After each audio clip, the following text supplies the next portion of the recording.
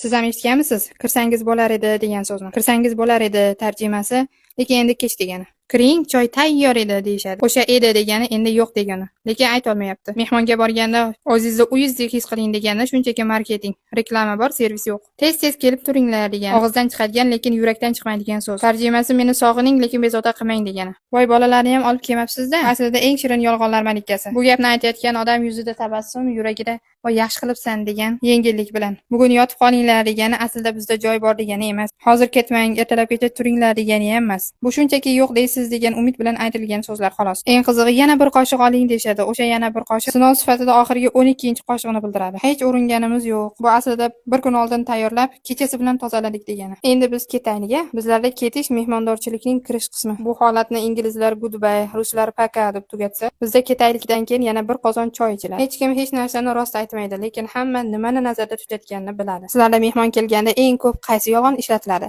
Kommentariyada yozib qoldiring.